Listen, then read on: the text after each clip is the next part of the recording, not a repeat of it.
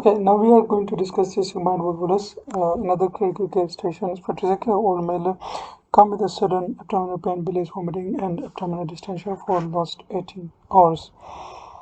On examination, patient is pale, tachycardic, dehydrated, abdominal distended, tender, no ball sound, lab, low sodium, ABG shows in pH 7.5. Chest X-ray shows sigmoid volvulus. So they have given you straight away a diagnosis, and now they are gonna show you the X-ray and will ask questions, or they can give you just the scenario and you have to diagnose and then further. So it's pretty easy. From this X-ray you can say it's a inverted U or coffee bean sign, so you can diagnose. So okay, so the next second statement 70, I'm reading this statement because you will be familiar with it. 70 years old male, known for chronic constipation. He is on laxative. He has a long history of intermittent vomiting with the background of schizophrenia. So basically this happens in psychiatric patients, that's why. On an antipsychotic. Now he is presented with abdominal distension and not opening his bowels. ABG shows pH 7.46 and oxygen is 10 kilopascal, CO2 6.5 kilopascal, and SU 332. Bicarbonate is high. Base excess is 8, sodium 129, potassium 2.9 reduced, chlorine 78 millicoulomb per liter, urea 13, and cret is 213 micromoles per liter. So what do we see in the X-ray? Plain X-ray of the abdomen showing a distended bowel loop with bent inner tube pattern suggesting sigmoid volvulus. Okay, so remember we have two types of sigmoid volvulus. Like sometimes it's 180 degree and sometimes it's like 217 degrees. So this picture is not always the way it's showing here. So this is not necessary that you will get this picture always. It can vary. Sometimes you will not appreciate. So this is coffee bean sign, okay, inverted U-shaped appearance. Okay, so what are the risk factors? So risk factors, as we see, as we can see in the scenario statement, an abnormally mobile loop of intestine, and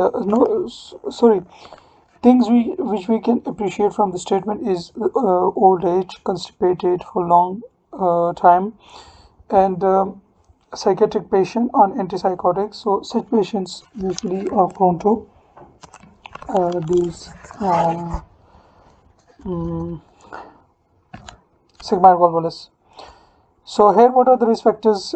Precipitating factor includes abnormally mobile loop of intestine. For example, the mesosigmoid is lengthy. Let's suppose we have this, it's lengthy, so it can twist. So abnormally mobile loop of intestine, for example, congenital failure of rotation of the small intestine, or a particular long sigmoid loop or long mesosigmoid. An abdominally loaded loop, as in the sigmoid colon of chronic constipation, a loop fixed at its apex by adhesions around which it rotates, or there is adhesion, so one end is fixed and so it will rotate or twist. A loop or bowel with a narrow mesenteric attachment. Yes, so these are the risk factors. What will be the complication if not treated? Bowel ischemia, perforation, peritonitis, and sepsis. How will you manage this patient? So it's a CRISPS protocol. Keep NG and NPO and NG tube catheterized and maintain input-output record. IV access with wide bore cannula, bilateral and infusion of IV fluid, normal saline will start broad spectrum antibiotics, monitor vital signs, early decision for rigid sigmoidoscopy with or without insertion of lattice tube, followed by surgery to correct the underlying cause. You can do electively, or if it's resistant to sigmoidoscopic decompression, so you can go for surgery as well. Comment on ABG, electrolytes and blood. Metabolic alkalosis with respiratory compensation, hypokalemia, hyponatremia, and hypochloremia due to intermittent vomiting. He is in dehydration. Raised urea and creatinine, AKI, because of the dehydration. Prerenal due to dehydration. Explain the biochemical abnormalities. So it's alkalosis due to loss of hydrogen ions in the vomitus and hyponatremia. First is due to sodium loss in the vomitus, plus there is a metabolic alkalosis stimulating the relaxation of a bicarbonate, sodium bicarbonate, to decrease the blood alkalinity. Hypokalemia due to loss in vomitus and plus the renin-angiotensin system, because aldosterone will be there and it will absorb sodium and release potassium. And hypochloremia due to loss in the vomitus, increased bicarbonate due to renal reuptake of bicarbonate stimulated by hypochloremia. So chlorine is going in vomitus, so the kidney, it will conserve the HCO3, so negative for negative to maintain the neutrality. Yes, so decrease acid load in the duodenum, causing retention of bicarbonate rich pancreatic juice, because in vomitus all of the acid will go out, so there will be decreased load in the duodenum. It will causes the pancreas to retain acid rich, base rich, alkaline rich pancreatic juice. Aciduria, it is because of the same mechanism as we described earlier.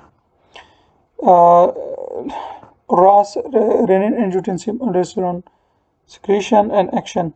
Volvulus is a twisting or axial rotation of a portion of bowel about and around its mesentery. The rotation causes obstruction of the lumen.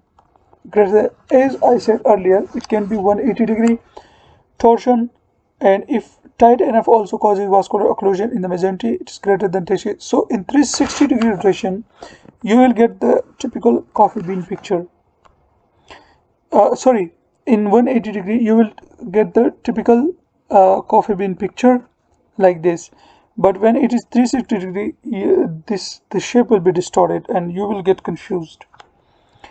What are the and this the patient is usually okay, like relatively normal, because the blood supply is a bit okay. But in 360-degree, it's so tight that it can occlude the blood supply of the gut portion.